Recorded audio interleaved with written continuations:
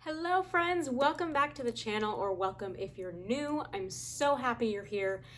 As always, all of my links are down in the description, including my social media, my Patreon, as well as my Amazon storefront. So please go check those out. And without further ado, let's get into this week's video. Enjoy. I don't have time to work out is a bullshit excuse, but it's not your fault. Let me tell you why. Society and diet culture has taught us that we need to spend hours in the gym and hours meal prepping, and that you can't do it in a feasible amount of time. And as a fitness coach and a master trainer, I'm here to tell you that's not the case. All you need is 15 minutes to 30 minutes max a day, 3 to 5 days a week. That's it.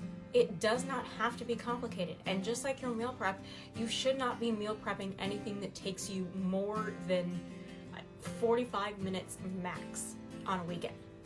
Now, that will take a little bit longer just because you are prepping for the week.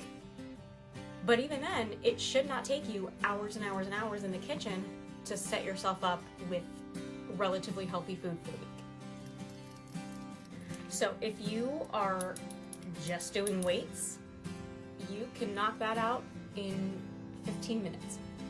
If you are doing weights and cardio, that's where you would spend 20 to 30 minutes, depending on how long you're doing cardio, how long you're doing weights.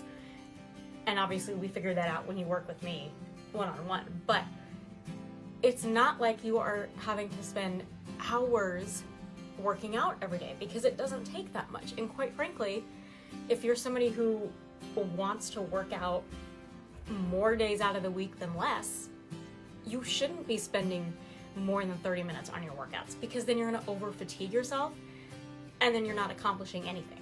The reason that you see people spend an hour or more at the gym during their workouts, quite frankly, is because they're on their phones, they're constantly changing their music, they're checking their emails, they're checking social media, whatever it is. And no hate, I've been known to do that. But if you don't do that and you just do your workout, you can knock it out a lot faster. So when you see people who are in there for an extended period of time, it's not because they are solidly working out for that entire time. It's because they're also doing other things. So this narrative that you have to spend all of this time working out, complete BS. When you keep your workouts more concise, they are more tolerable, it's easier to get excited about them, or again, tolerate them, because you know that you can knock it out and be done. And that is why my clients have so much success, is because I show them how to be done.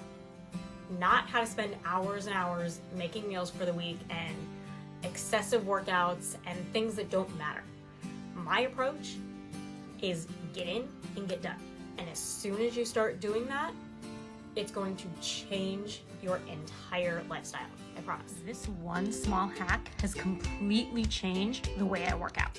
How many times do you come home from work and the last thing you want to do is get your workout in? You have thoughts like, oh, I have to go get all my stuff, I have to drag it out, I have to change, all of those things, right? I get it, I hear you, and I have a solution. Get a storage container. This one's from Target. It was like $20, and put all of your workout stuff in it and put it somewhere where you can see it when you walk in the door. You can even put your workout clothes in there too, if that's gonna help you, because then you don't have to think about, oh, I have to go drag all this out of the closet, I have to go drag this down from upstairs, or you have to drag yourself upstairs. No, this completely gets rid of all of those excuses. It's aesthetically pleasing, so it's not like you're just gonna have all your workout stuff sprawled out all over your living room.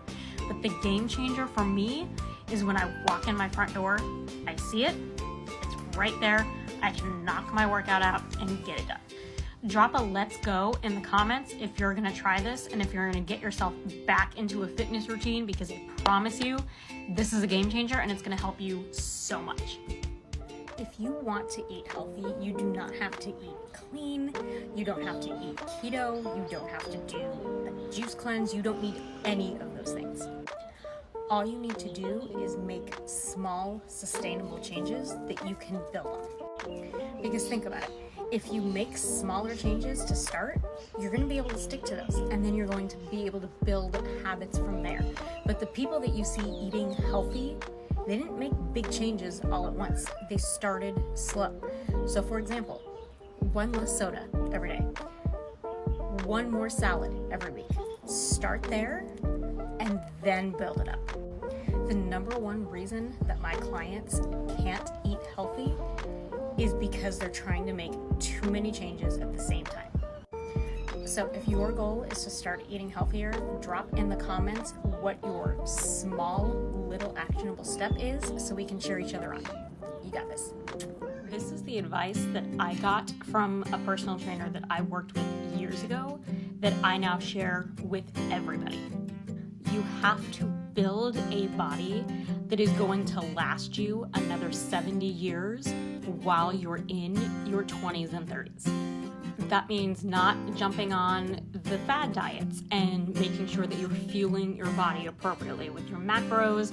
You're still getting your little treats in because we deserve them simply for existing.